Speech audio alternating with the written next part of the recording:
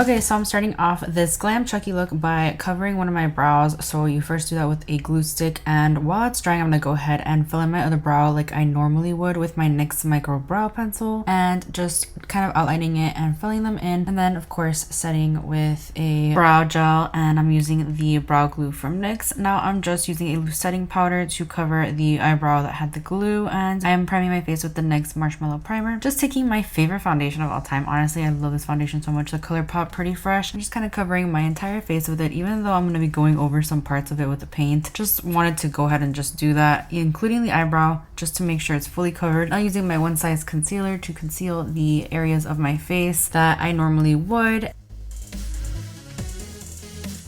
Using my Beauty blender to blend that into the skin.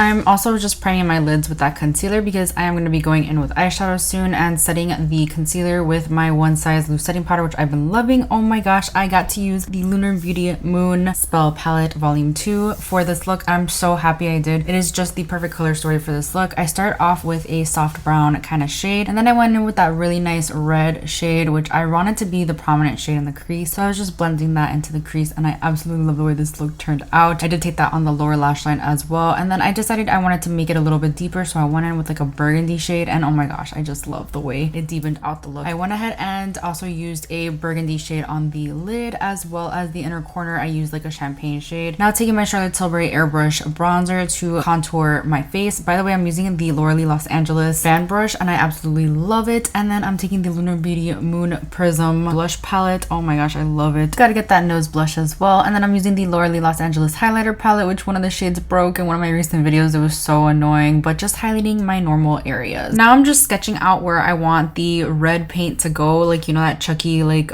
brokenness, I guess, in one of his eyes. So half of the face is gonna look like Chucky, and the other half will be obviously the glam side. Like, I already did the glam side, so now we're focusing on the Chucky side. I just like to sketch things out first, so I used a ColourPop brow pencil that doesn't work for me anymore because I'm blonde. I was blonde and now I'm not. And I'm just taking my Mehron red paint, but you can use whatever paint you have. You could even use like a liquid lipstick. I mean, it might take forever for it to come off your face, but yeah, I'm just going to fill this in with the red. By the way, the paintbrushes that I'm using are from Dollar Tree. Definitely recommend going to Dollar Tree if you're interested in like body paint, because going to Michael's, it's gonna cost you $5 to $10 per brush, whereas these come in a pack of like 3 or 4 for $1. So just think about that.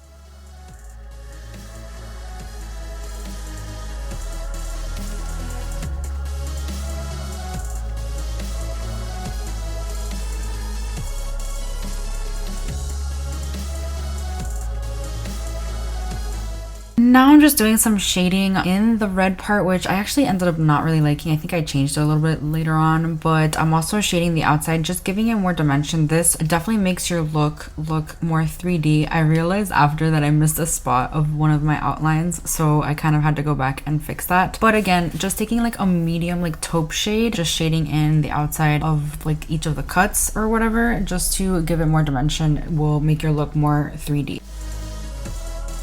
Now I'm taking a really dense pointer brush and just creating circles. That's where the stitches are gonna go, and then a different brush with no additional product. And I'm using eyeshadow, by the way, for all of this. I kind of took a brown kind of shade for the original, and then I just decided to go in with black and just kind of take a lighter hand, but it kind of makes it look more 3-dimensional. And I'm using a black paint to kind of create these little curves that create the little stitches. This was the most time consuming part, honestly, because you want to like make sure the curves are like perfect, but it really doesn't have to be that perfect because they're just like little stitches, honestly. And I'm using this precise liner brush that I got from Dollar Tree, like I said. I'm also crisscrossing some of these stitches just to make it look a little different and not so boring, not just like the random curves like that. I took the first one a little too thick, but then I got the hang of it after a while. It's really easy. You could also use like a black liquid liner for this.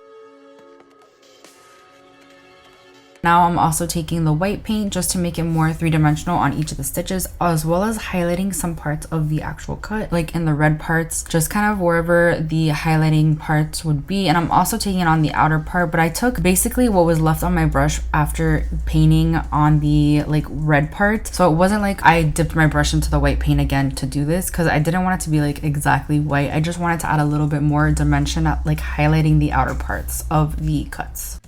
Now I'm just lining my lips with the wrong ColourPop lippy pencil, but whatever. This is like more of an orange red, and I was going for more of a true red, and using the Makeup Revolution Ruby lipstick to go over that. And I'm also using a black eyeliner on my waterline. Okay, for the body paint, I'm starting with the overalls, and I had to mix paints here because I didn't have one that actually looked like denim, so I mixed light blue and dark blue from Mayron, and it kind of created this nice little jean color, I guess. And now I'm painting in the button, which honestly was harder than it looked because it's red and red doesn't go over blue that easily. I had to go over it a few times. Now I'm just shading in some parts, like to give it more dimension, obviously. So just shading in where the straps would be and where the button would fold, that kind of thing, and then obviously the outer parts as well.